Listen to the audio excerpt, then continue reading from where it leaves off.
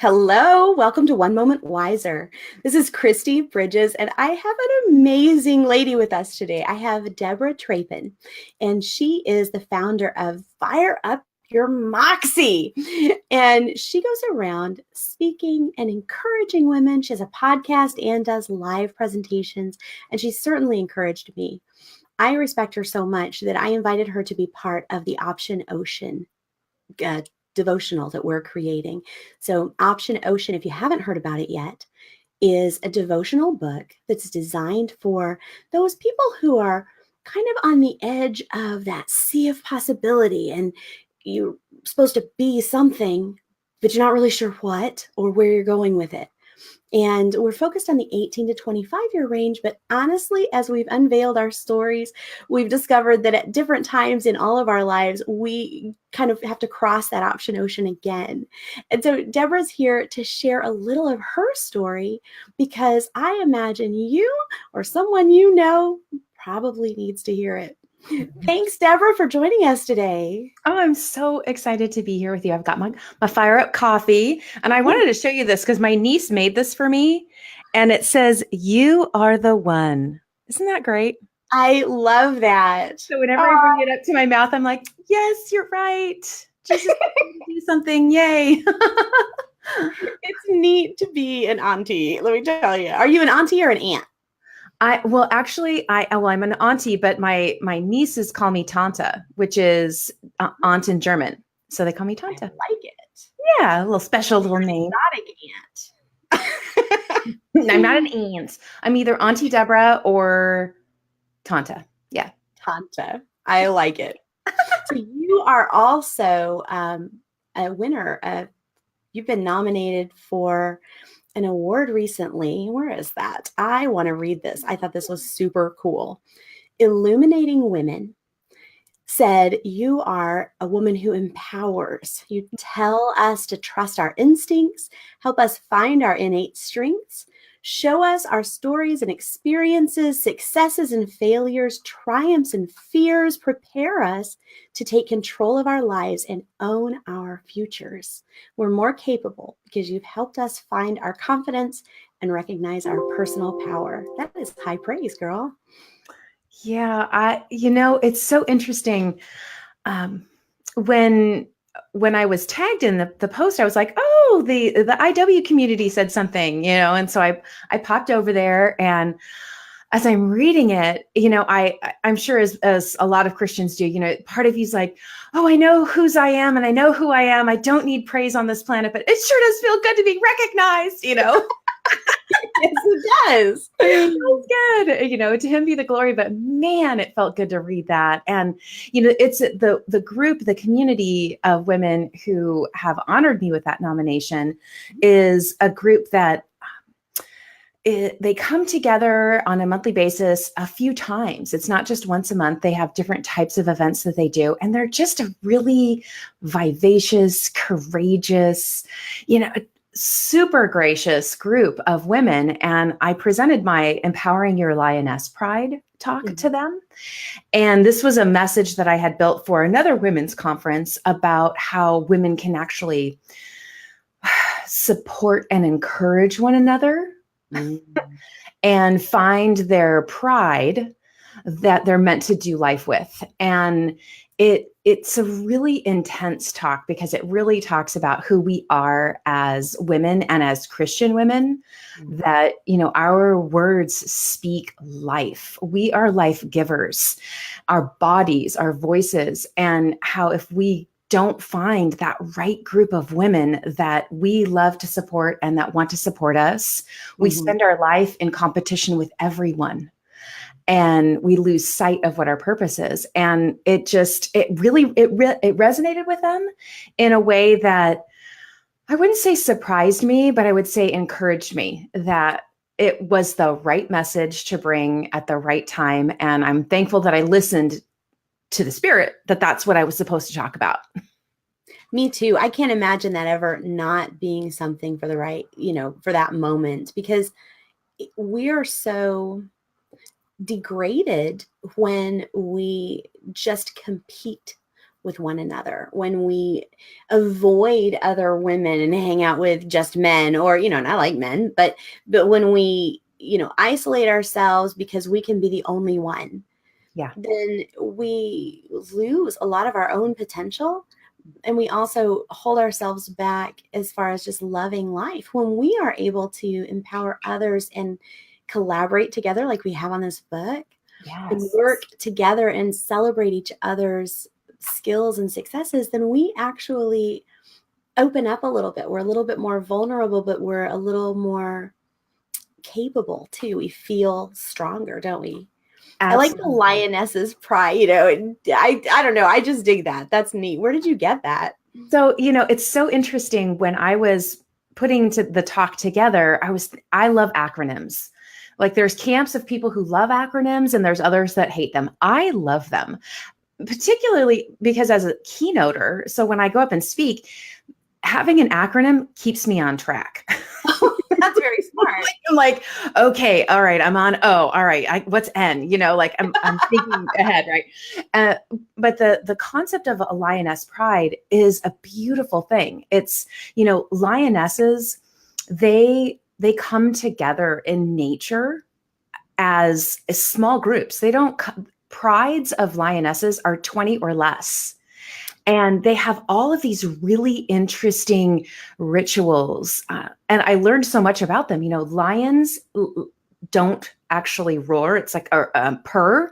It's a low roar. And so what we think is a purr, when we hear that like low sound, it's actually a really low roar. And it's communicating with their pride. And they rub each other when they meet, and their whole mission is to work together for the good of all of them. And it was just such a beautiful analogy, right, for the women in the audience to see, wow, look at these beautiful animals. Like they can come together, and yes, they might fight, but they also come together and they protect their young, and they move across the Serengeti with grace and courage, and it really just created this movement that I hadn't even anticipated, right? That now, Lioness is everywhere inside my community. And I've really embraced that, right? Because I'm a Leo. I was born in August. I have this huge fiery mane. So it just, again, it wasn't of my own doing. I was very obedient with where it went. And even the intro, so I walk out on stage and it's this big roar, right? These huge roars, and the crowd went wild. The women were like, wow.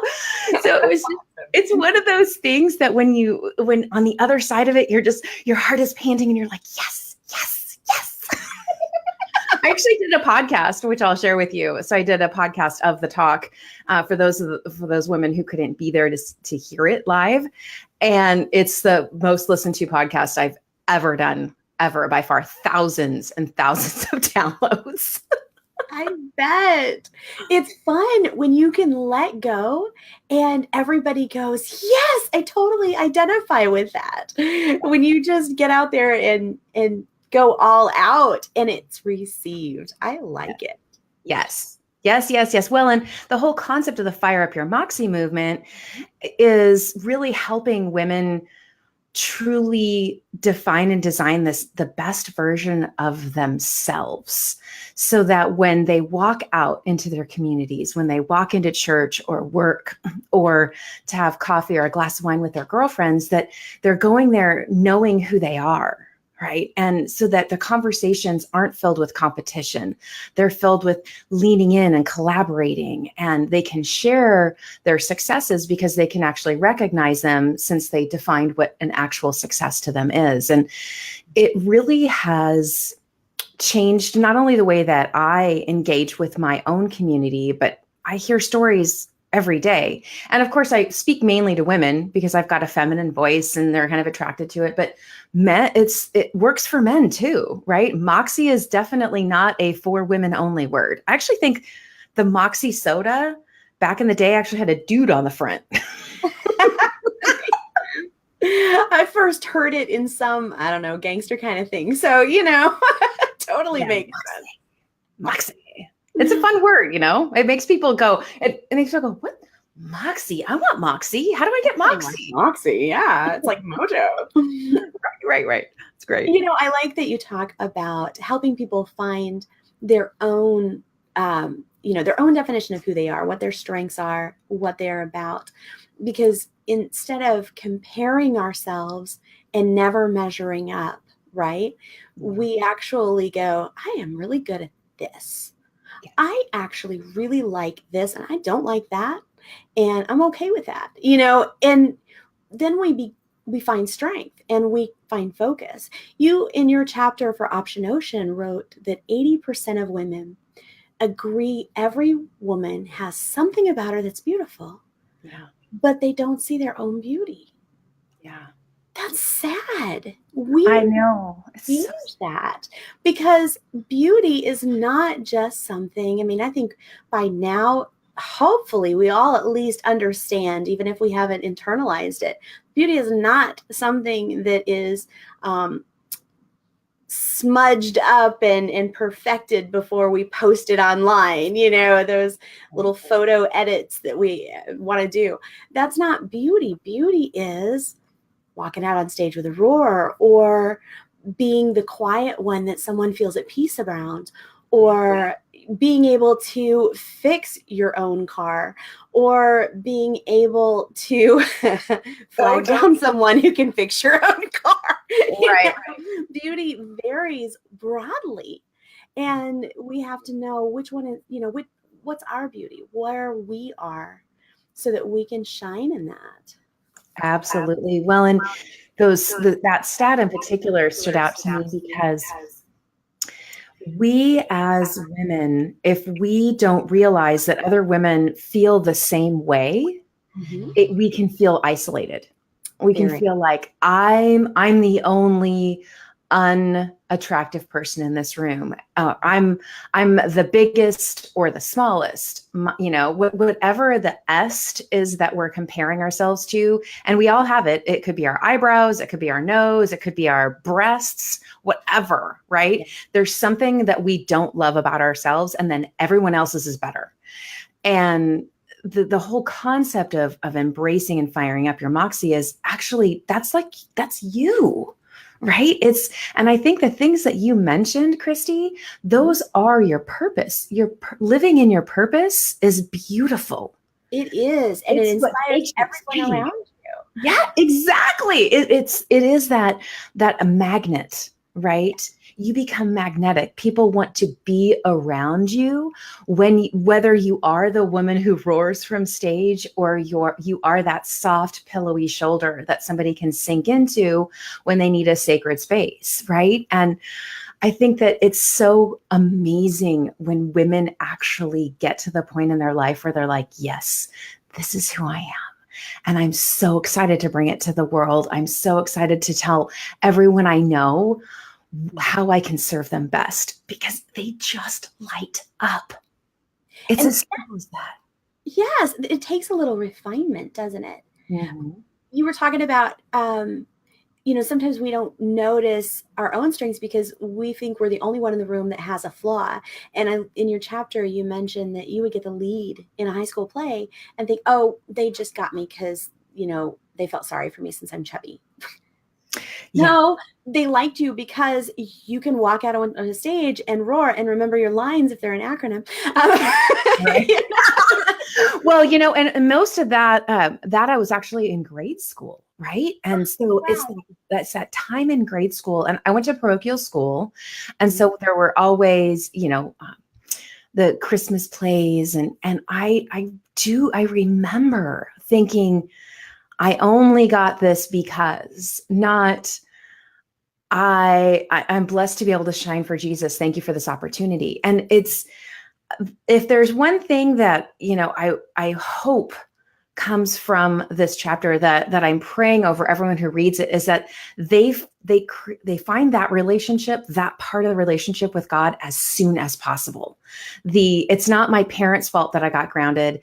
It's me. And that's how God is he's working it out in me, not allowing me to go to, like we were talking earlier about going to an amusement park, getting grounded. Like, that's not my parents' fault that I don't get to do that. That's me. And vice versa. When I get something great, it's the talent that God put in me. He's giving me this opportunity to go out there and shine.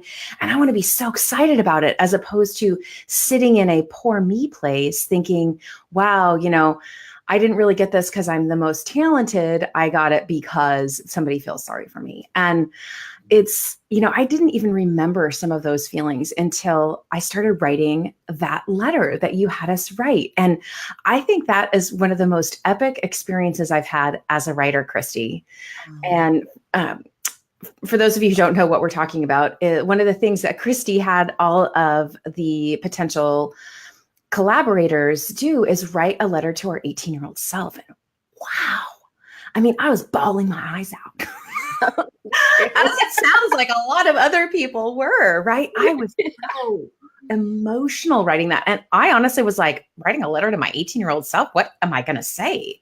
I keep putting it off. Crying reading your we did that though because we had ideas of what a young person would need, and I think we needed to connect with how grown up we really were at the time, and yet how different our idea of what our future would hold was, and needed to, boy, I tell you, I think we broke like a million laws of time travel with some of the secrets we gave away in those letters. Yes. So, I'm so we excited to can't read. probably ever go back and see our teenage selves because we're just too open. But Hilarious. I love it. And I'm so excited to read everyone else's. I mean, I started just the comments inside the author group. I thought this book is going to bless. It's actually, it's going to bless. It's going to change lives. It's going to change trajectory. It really is. And it's one of those books that you read and you think, man, who can I get this in the hands of? Because if I only had this when I was that age, right? yes. Some of the most important lessons came out as a little bit of a surprise. There's so much love there and so much you can do it, and a little bit of refinement in understanding. We have this wide open ocean of options in front of us, but we have to learn who we are. And that takes trial and error, right? That takes trial and error, and it takes discovering how far our limits are. I personally knew that I wanted to perform. I was going to grow up and be a movie star. And then as I got older and actually did some plays, I realized I like writing my own stuff, and I like to sing. Well, so I went out and sang and sang in environments that didn't light me up, about topics that seemed kind of to waste people's time, until I discovered, so it was a process of refining and refining. And the whole time, like you said, God has these wonderful things for us to do, but he wants to do them with us, right? And so it was a process of getting closer and closer to him, so that I could see that what really lights me up is the stuff he put inside me, and expressing it with him to the world. I love that you said you followed the Spirit when you did that Lioness speech, because that's what makes it powerful. God alone knows the individual people that are out in that audience and what they need at the moment, how to get through to them. When we're lined up with them, it is, oh man, it gets me pumped. I'll tell you, one of my favorite things on Sunday morning is when the pastor steps on stage and says, well, I had this message prepared, but in the shower, I'm like, oh, put your seatbelt on. Like, this gonna be good. Because, when you are listening to a preacher that is so connected to the Spirit and the message, and they listen to the still small voice, you're like, oh, this is going to be for me. I know it, because I think we forget that we are so similar to everyone around us. I mean, that's why that stat of 80% of women see beauty in every woman they meet but they don't see it in themselves. That's 80%. And it's probably even higher than that. It's just, that sampling, right? But 80+% look around and see beautiful, beautiful, beautiful, and then look in the mirror and say, So if you think about that, 8 out of 10 women are walking around feeling that way. So when you're sitting in a crowd at a conference and somebody's speaking into that, 80% of the room is leaning in going, that's me, I feel that way. And so if we speak to our own pain, if we share, I love to say, whenever I'm going in a valley, I'm like, oh, I'm living my testimony. I'm living my testimony. I'm living my testimony. Come on. Like, I want to get through it in, as fast as divinely possible, please. But I know he's going to use it, because I know I'll talk about it at some point on a podcast, in a blog, on stage, and someone in that room, or a whole lot of someone's, are going to go, me too. Yes. Go, go, go. How did you heal? What happened? Right. And so I think that as Christians, we're so blessed to know that God doesn't waste anything. And if we are just vulnerable and share those sides of ourselves, like so many did in those letters, that we are going to shine a light of hope and of sheer excitement and inspiration to lean into who you are as soon as possible, whether you're 18 or 80. Doesn't matter. It's never too late. Like, rock it out. I know a 60-year-old who's going through a change of life right now, and what she's always done is gone. And she's looking at, okay, where am I going next, God? And there's never a time in life that God can't say, hey, we're starting a new journey tomorrow. You want to go? Because why not? You're still breathing, right? Absolutely. Well, and I was listening to probably about 3 years ago now, Jane Fonda did this TED Talk for TEDx Women, and it was on the third act. And, her countenance has really changed in this stage of life for her. Like, she is soft but fierce, and she's really all about women kind of just stepping into this strong place when they are over 60, right? It's like, don't slouch. Like, we need you. In the Christian community, it's like, we need our Naomis. We need our Naomis. Don't lay down and die. Like, don't use these last 30 years, because 60 to 90 is a whole new life. It is. That God is allowing us to live on this planet. And so don't waste it. And I love everything that she talks about in that. And I'm constantly saying, you're in your third act, you go, girl. Like, how can I support you? How can I introduce you to my community? Because my community needs the Naomi, right? I am a Naomi to the 20 somethings, but I need my Naomi in my 40s. And I love that there's this connection between the generations that social media allows. Everyone likes to bash social media for all the crazy about it, but man, there are some beautiful parts about it. I know more people and more stories than I ever would have had access to, and they're beautiful stories, right?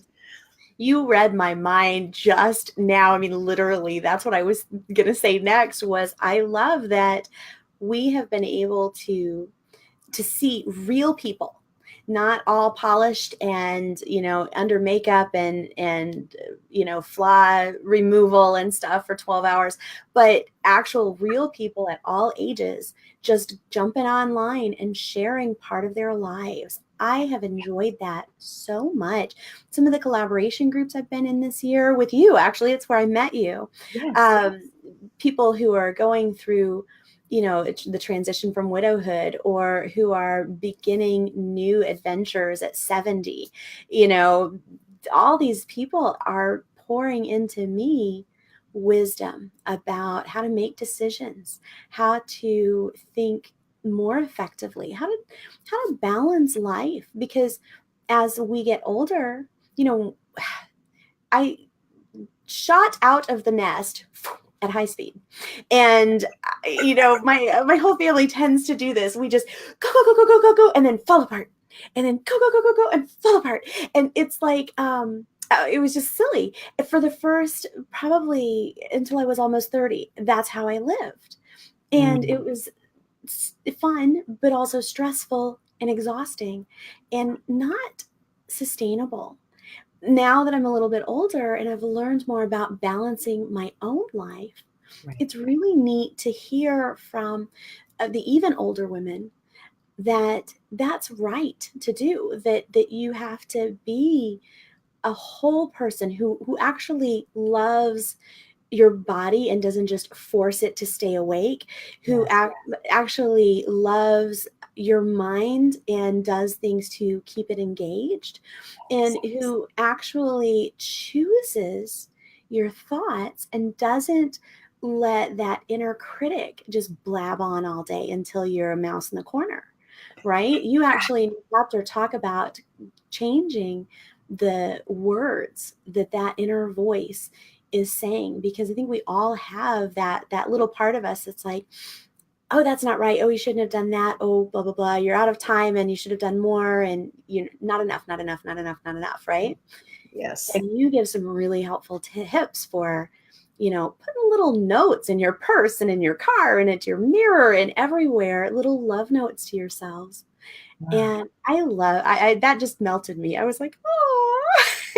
Well, part of that mission, that fire up mission that God has placed in me as my purpose here, is about saying, shame off you for those thoughts. It's all right. Like, we all have them.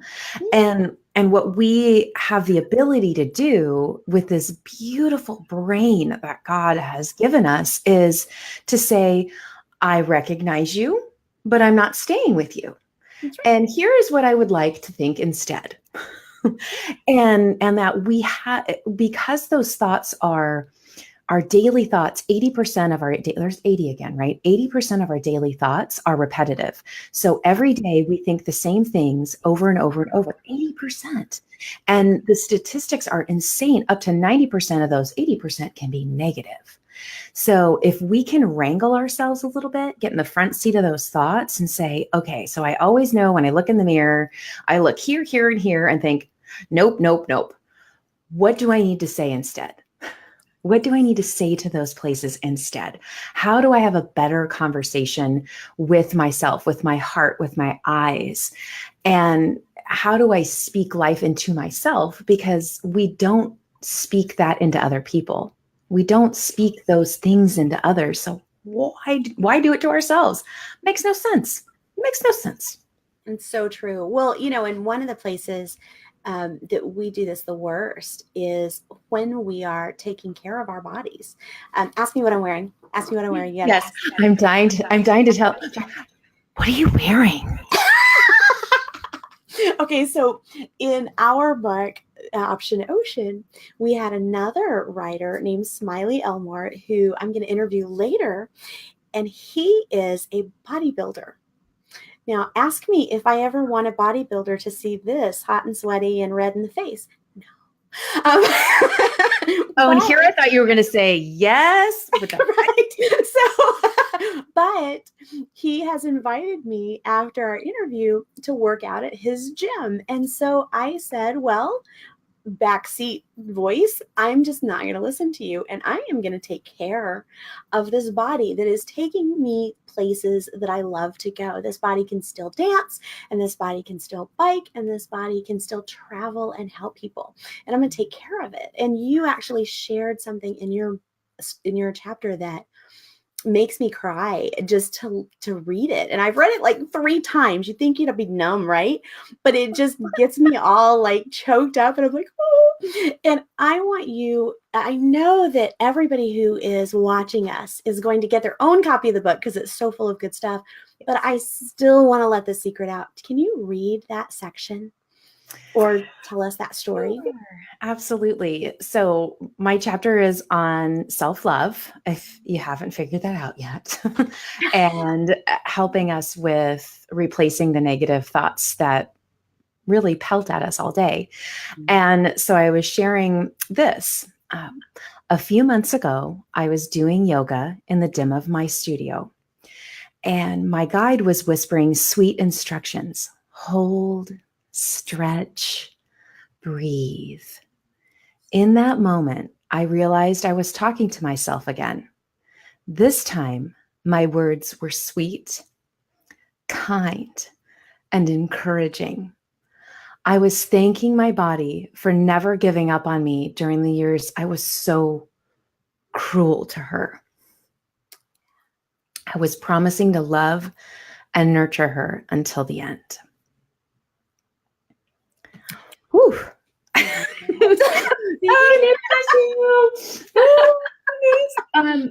know, it was such a beautiful moment. And it's something that I want everybody I know to experience. Yeah. God gives us such amazing gifts. And all he asks is that we go, whoa, God, this is an amazing gift. Thanks. Yeah. And then make good use of it. Yes. And that means that no matter what shape our body is, he gave it to us because it fits the life that he wants us to have, and it fits the audience that he wants us to minister to, whether that's 5-year-olds in day, after school care that you're ministering to, or whether that's, an audience on a stage. So I think I want to close with just encouraging everybody here to embrace that, to start making responses that you would prefer to think about, things that when your inner critic starts yapping, you can say, I agree to disagree, and here's what I want to think. Yes. And embrace that self-love. Aubrey and Connie are here today listening to us. And Connie, thank you so much. You are actually the adventurer at 70 that just totally inspires me the most, I think. And Aubrey, I haven't met you, but I love your quote. The beauty of a woman is not in a facial mode, but the true beauty in a woman is reflected in her soul. You quoted Audrey Hepburn. I love real that. Quick, Christy, Aubrey is my niece who made me the mug. Aubrey, oh, you're wonderful, and I like your mug. I think I would love to say this. Be seen as who you are right now. Yes. I think there's so much power. I believe and I feel there is so much power in being seen as you are right now, because you are constantly changing. Who you are tomorrow will be different than who you are today and who you'll be in a year. So just be open to showing and sharing who you are right now as you are. Yes. Oh, thank you. That is a wonderful word. So I'm Christy Bridges with One Moment Wiser, and this is Debra Trappen with Fire Up Your Moxie. You can contact Debra or myself to get your copy of Option Ocean, and I would definitely check out Debra's podcast and see if she can't come to your town and talk to you. God bless you today. We'll talk to you later. Bye.